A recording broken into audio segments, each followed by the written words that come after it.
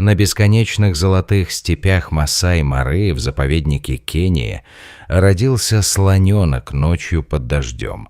Ему казалось, что небо плачет вместе с землей, и каждая капля, ударившая по его новорожденной коже, стала первым шепотом жизни. Мать, уже слабая после долгой беременности, переживала тяжесть каждого вдоха и чувствовала, как слабость обретает в ней власть. Она упала на колени земли и уже не поднялась обратно. Ее сердце билось тревожно, но быстро, почти как будто пыталось сохранить еще одну секунду жизни для своего дитя. Шумная, витиеватая и полная боли суета вокруг ее тела постепенно стихла, и только шорох трав и крики птиц напоминали о происходящем. Стая слонов оплакала ее, вытянув хоботы к небу и изобразив стенания, которые эхом отдавались по холмам и долинам. Но в эту скорбную ночь появилась другая фигура среди них. Мягкая самка-слониха, чье сердце оказалось большим и чутким, чем у остальных. Она не принадлежала к той же группе, но ее инстинкты подсказали ей, что сироте нужен не просто слушатель, а защитник. Эта самка подошла ближе к новорожденному, наклонилась, коснулась носом его головы и своим вниманием, словно невидимой ниткой, соединила жизнь малыша с жизнью стаи. Она приняла на себя роль хранительницы и воспитательницы, а ее теплая плоть и спокойное дыхание стали первым укрытием для крошечного существа. Слонята растут внутри стаи, но все равно чувствуют себя потерянными, без своей биологической матери рядом, чтобы присмотреть за ними. Они не знают еще полного смысла слова «семья», но их инстинкты подсказывают им, что вокруг есть спутники и опора. Новорожденный был необычайно активен уже с первых дней жизни. Он несся по полю в поисках чего-то нового. Гонялся за мотыльками и за блестками солнечных бликов на мокрой траве и пытался совместить ветреность свободы с тихим теплом присутствия. Он тянулся к звукам, к шороху птиц, к запаху дождевой земли и к свету, который падал через листья на мокрую траву. Мальчик внутри него, если можно так назвать, искал границы того, чем может стать этот мир с ним в роли маленького участника эпической сцены. Однако рядом с ним, как стражи на границе между светом и тенью, стояли взрослые слоны, чьи ревы и громогласные крики напоминали об их роли хранителей порядка.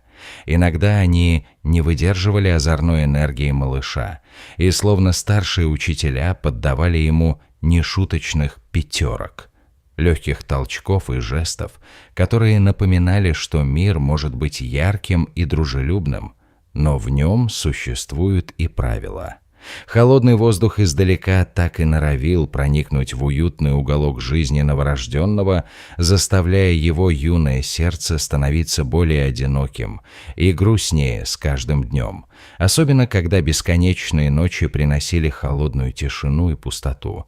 Много ночей оно стояло молча на краю стада, всматриваясь в звездное небо пустым и одиноким взглядом, будто искало в бесконечности ответ на вопрос, который еще не успел сформулироваться. Наконец, на рассвете после долгой ночи, оно решило уйти из стаи и начать свое одиночное путешествие, ведя в душе смесь тревоги и смелости, которая становилась все более явной. Слонято шло медленно через обширные поля сухой травы, где земля потрескалась от жесткого палящего солнца сухого сезона. Полуденное солнце палило ему в спину, обжигало кожу и делало дыхание частым и тяжелым.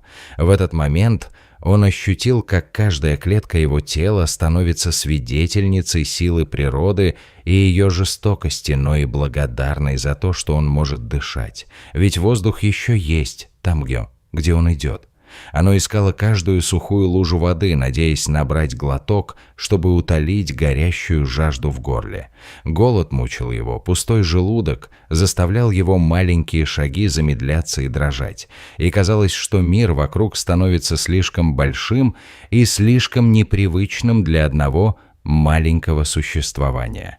В его взгляд был встроен просвет надежды. Он верил, что найдет путь назад к тем, кого он еще не встретил, к людям и к новым друзьям, которые смогут протянуть руку и показать, что не все в этом мире опасно. Вдали раздались глубокие ревы львов и леопардов, заставившие его настороженно поджать уши. К счастью, пока что он не столкнулся с хищниками, но страх по-прежнему витал в его душе, как холодная волна, которая может вернуться в любой момент. Горячий ветер дикой травы дул, подымал пыль и песок, которые прилипали к его морщинистой коже и усталым глазам, создавая ощущение легкой сыпи, будто сама земля шепчет ему «Иди осторожно». Когда солнце село, он нашел одинокое старое дерево посреди обширного луга. Он свернулся к кустам под редкой кроной дерева, прислушиваясь к стрекоту насекомых, смешанному с холодным ночным ветром, и почувствовал, как теплый запах земли и травы соединяется в едином дыхании земли и жизни. Долгая ночь проходила медленно, и он казался еще уставшим после тяжелого пути. С рассветом первые лучи солнца осветили луг, все еще покрытый холодной дымкой, и воздух наполнился едва уловимым ароматом росы, которая блестела на траве в первый миг солнца. Малыш-слон проснулся от эха мотора авто, доносившегося с проселочной дороги не так далеко. Он медленно поднялся. Его ноги дрожали, но глаза блестели слабой надеждой на выживание. Старый пикап станции охраны природы плавно двигался по красной пылистой дорожке. Внезапно малыш-слон выпрыгнул на дорогу прямо перед машиной, вынуждая водителя резко затормозить и сделать аварийную остановку. Два рейнджера, Дэвид Окоро и Сэмюэл Глобал, удивленно смотрели вниз на истощенное, но смелое животное. Они осмотрели окрестности вокруг машины и не увидели признаков близких слонов. В их глазах читался не просто интерес к необычному событию, а истинное сострадание к существу, которое оказалось в отчаянной нужде. Дэвид медленно приблизился, его рука протянулась к ранимому существу, как бы утешая его и приглашая к доверительному контакту. Малыш-слон шагнул назад, но не убежал. Его глаза все еще следили за протянутой рукой. Сэмюэл вздохнул. Если они останутся здесь, его наверняка атакуют львы или леопарды до рассвета. Они переглянулись и кивнули друг другу, решив отвезти его в станцию, чтобы позаботиться и спасти эту маленькую жизнь. Дэвид открыл багажник, поманил малыша-слона к себе, и, на удивление, он сразу же забрался внутрь и спокойно лег, словно понимая, что здесь его ждет нечто большее, чем просто безопасное место. Машина остановилась перед воротами станции охраны природы в солнечное утро. Дорожная пыль все еще покрывала серую кожу малыша. Их спустили на землю и повели к большому крытому стойлу, вымощенному чистым ароматным сеном, где запах свежего сена и теплого дерева создавал ощущение домашнего тепла. Малыш-слон сел, усталый, но в глазах меньше паники, чем в дикой природе. Ветеринар по имени доктор Джозеф Бекки спешно вошел, неся сумку с оборудованием для крупных животных. Он бережно осмотрел каждую маленькую царапинку на теле малыша, измерял пульс и проверял его реакцию, улыбаясь мягко, словно видел в этом существо не просто пациента, а потенциального друга. После тщательного обследования доктор Джозеф объявил, что это просто истощен и слегка ослаблен, без серьезных травм. Услышав это, Сэмюэл и Дэвид вздохнули с облегчением, пожав друг другу руки и улыбаясь с надеждой. Их принесли ведра с чистой водой и бутылки специально разработанного молока для младенцев-слонов. Малыш-слон пил молоко с энтузиазмом, иногда озорничая, размахивая хоботом и проливая воду, что заставляло всех смеяться от радости. Жизнь постепенно возвращалась в его озорные глаза, и каждый стал любить это маленькое существо еще сильнее. Однако доктор Джозеф советовал, что ему нужна близость и тепло человеческого внимания, чтобы вернуть дух и почувствовать, что мир не так уж и огромен, как кажется в начале путешествия. После короткого обсуждения Дэвид предложил отвезти его в полусвоенную зону станции, где мать-слон кормила своего детеныша и где можно было увидеть, как слоны учатся жить вместе и помогать друг другу. На следующий день, под ясным голубым небом и мягким утренним солнцем, Сэмюэл отвез малыша-слона в полусвободную зону, где земля пахла свежей травой, а воздух был наполнен запахами древесной коры и зеленых листьев. Малютка медленно спустился с машины, глаза широко открыты, он смотрел на новую обстановку с усталостью, но и с любопытством, как будто каждое новое место обещает ему защиту и шанс на дружбу. Вдали, мирно пастись под тенью дерева, заняла взрослая самка-слониха. Рядом с ней еще один слоненок возрастом около года. Он осторожно подходил к новому другу, учась на примере старшей сестры, как нужно вести себя в незнакомой среде. Самка подняла голову, взглянула на пришельца, ее уши слегка хлопали, но признаков угрозы не показывала. Сиротский маленький слоник стоял неподвижно несколько секунд, его уши повисли, как будто он пытается набраться смелости сделать шаг вперед.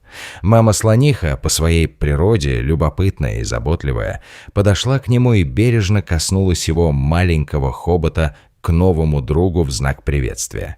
Малыш-слон немного испугался, затем тихо его вернул. Его глаза блестели, как будто он получил утешение и уверенность в том, что не одинок в этом мире. Всего несколько минут неловкости, и они начали играть, бегая вокруг друг друга на траве, как настоящие дети. Самка-слониха наблюдала за ними некоторое время, затем продолжила пасти траву, по-видимому, приняв бродящего зверька в свою группу. Дэвид и Сэмюэл стояли возле врача Джозефа за забором, улыбаясь и наблюдая за трогательной сценой, понимая, что их работа становится частью чего-то большего. Истории о доверии, принятии и взаимопомощи между дикой природой и людьми. Раннее утро отражалось на серой коже 3 слонов, придавая сцене странно теплую и мирную атмосферу, словно сама природа благодарно принимает маленьких миссионеров новой дружбы. После полудня 3 слона стояли вместе в тени большого дерева на краю сарая, избегая бледно-желтого цвета заката. Сирота-слоненка положил голову на нового друга, глаза полузакрыты, выглядел совершенно спокойным, бокомнее и надежным. Мягко самка-слониха коснулась его спины длинным хоботом, как бы утешающе и поддерживающе. В первый раз за месяцы заброшенности он почувствовал тепло семьи и надежной защиты, и эта новая теплая энергия постепенно заполняла его сердце. Дэвид стоял с скрещенными руками, обменял удовлетворенный взгляд с Сэмюэлом, наблюдая, как животное постепенно привыкает к новой среде и учится доверять людям и окружающей среде. Доктор Джозеф внимательно записывал состояние здоровья и поведение малыша в маленький блокнот, с довольной улыбкой на лице, ощущая, что делает важную работу, которая благотворно влияет не только на него, но и на всю группу. Солнце ушло и окрасило дальние луга золотистым оттенком.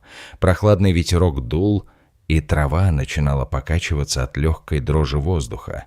3 слона стояли бок о бок, такие гармоничные, что казалось, будто они давно вместе. В этот момент всякий страх и одиночество исчезли из хрупкой души малыш-слона. Ему маленькие красивенькие уши слегка дрожали в прохладном послеполуденном ветре, как будто он приветствует любовь из нового дома и готовится к новому пути. Самуэль тихо сказал Дэвиду и доктору Джозефу: «Сегодня мы изменили судьбу маленькой жизни». И эти слова эхом разнеслись по тихому вечернему воздуху словно обещание светлого будущего. Новая глава в жизни малыш-слона начинается. Наполненная надеждой и теплом в дикой природе Масай-Мара, она чертит маршрут для молодого путника, который учится жить не изоляцией, а во взаимной опоре. И здесь можно продолжить рассказ через описание окружения, как вокруг параллельно перемещаются стаи гну и зебр, копытами отбивая звук по земле, как разворачиваются трапезы над саванной и как вечерние ароматы трав смешиваются с ароматами растений и земли, как ночная луна отражается в спокойной воде маленького пруда рядом с стойлом, создавая зеркальную тишину. Можно усилить эмоциональную нить, добавив сцены общения с людьми, как мальчик-слон узнает голос человека и начинает доверять, как ветреные истории старших слонов напоминают о памяти предков, как звезды над Масай-Мара становятся ориентиром для будущего пути сироты. Ощущение дома крепнет, и команда охраны природы понимает, что они стали не просто спасателями, а частью великой истории о принятии, взаимной опеке, восстановлении доверия между дикой природой и людьми, где каждое доброе дело становится частью общего спасительного нарратива.